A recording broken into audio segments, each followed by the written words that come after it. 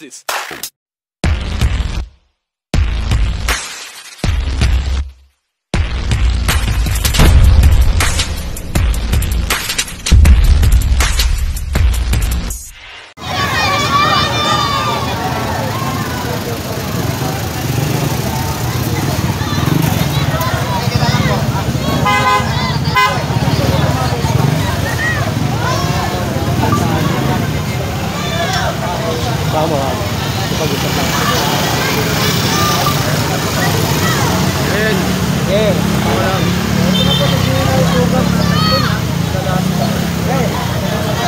Tawag lang kami po po sa hindi pa.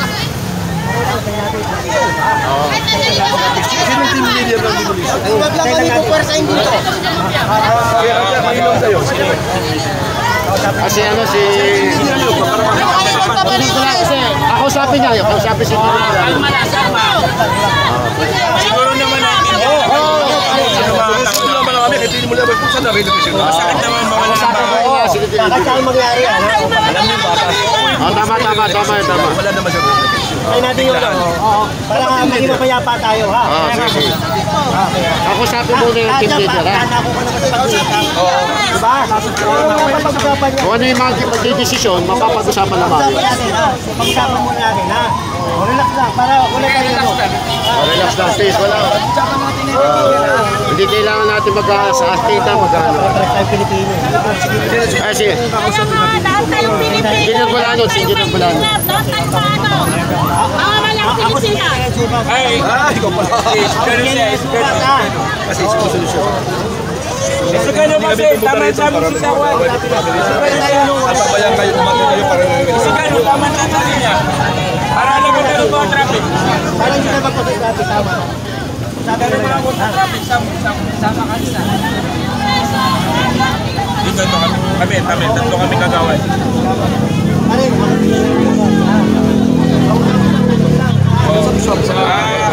Sana naman maintindihan yung mga emotion ng mga constituents namin. Hindi naman kasi madali mawala ng bahay. Lalo na wala ang relocation.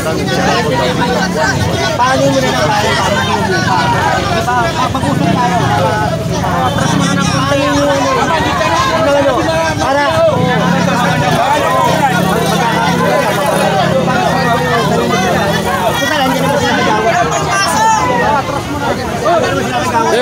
Walang papasok. Matras na. Sige. Atras na na siya, buwa.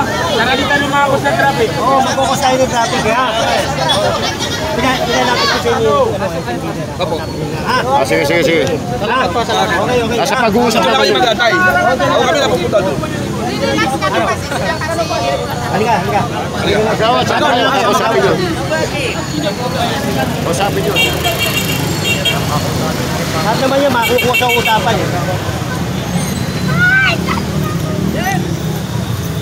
Lahat yan, makukuha sa usapan. Usapan yan. Kawan! Ito, kagawin ko.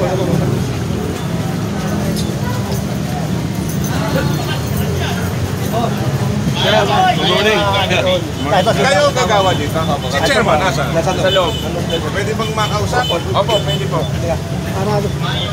Lahat yan, makukuha sa usapan, pare. Para mapayapa tayo, ha?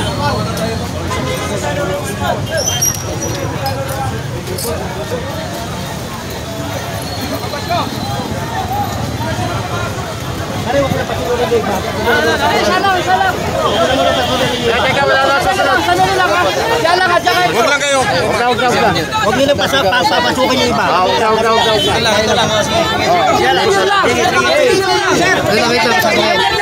Wait lang.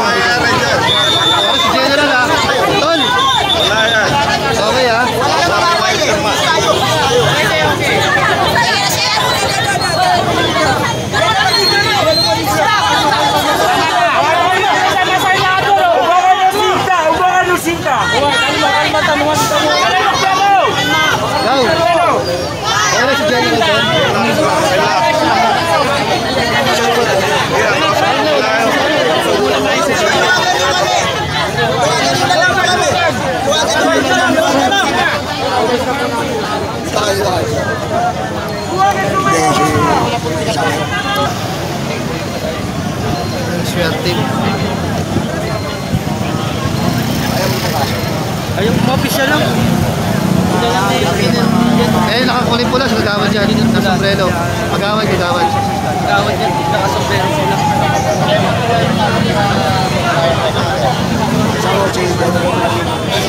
Wala. Si Jerry lang.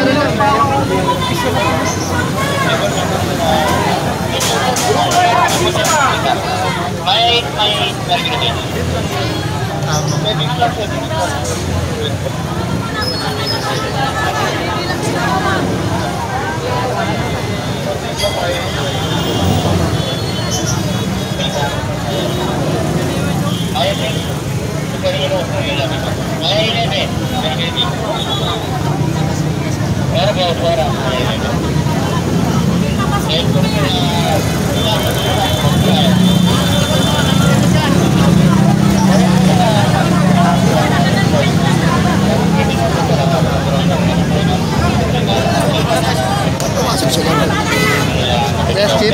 Dito na tayo. Nakausapin ni Jerry Bulanon.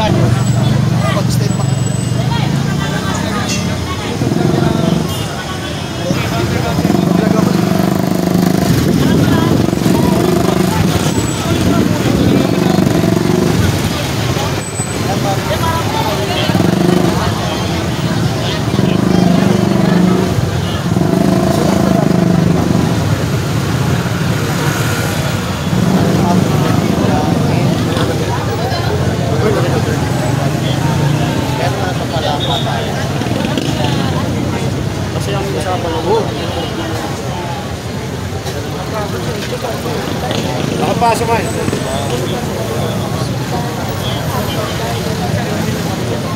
Good. Papasok ang kanina. Dati na nagbayan.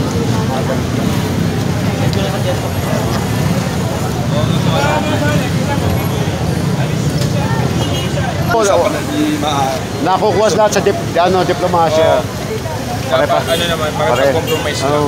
Both parties. Tayo, dito tayo mamamagkat. Mga amin lang, hindi naman natin masisisi yung mga constituents natin. Hindi naman madali mawala ng bahay. Talaga mahirap. Kami pa nga nagagana namin dyan. Way back 2007 na demolish kami. Yung relocation, up until now, wala pa, di na itatayo. Ano mukhang may harap namin sa mga constituents Tama namin? naman. Di kami, mabigyan man lang kami kahit kunting mukha na may harap sa mga tao namin. Kaya ngayon, talaga ngayon nilalaki. Pagawad, tanong ano po pangalan niya, Pagawad? Jafar Bule. Yan, isa po sa mga kagawad dito sa barangay. Kaya ngayon, nga sinasabi ko way back 2007 na demolish na kami. Opo. Pinangakuhan kami ng relocation. Hanggang ngayon, wala pa din, di pa na itatayo ng ating lokal na pamahalaan. Eh saan titira yung mga tao namin? Diba? Kaya ngayon, kung masisira ulit, saan po sila umuwi? Saan po sila matutulog? Kaya ngayon talagang ilalaban po namin to. At sana madinig po nila yung ano namin, hinihingi namin na no relocation, no demolition. Lahat naman po wala kaming magagawa kung yun naman talaga yung batas. Pero ang hinihingi po namin, yung pangpalit sa mga nasirang bahay nila. Para in case na may umulan, may sisilungan. Kagawad ilang po yung nakatira sa ilang pamilya po yung nakatira?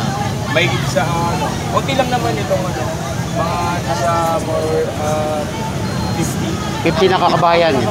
Paano yung kagawad kapag nabigyan kayo ng relokasyon sa labas ng Maynila, alis po ba kayo? Hindi. Alam mo naman, ito ang capital city ng Ng Manila. bansa. So dito yung kabuhayan ng iba. Dito nagtatrabaho. Kung lilipat pa sa ibang lugar, paano na yung mga trabaho nila? Paano na yung mga anak nila nag-aaral sa lungsod? So magsisimula ulit sila, di ba?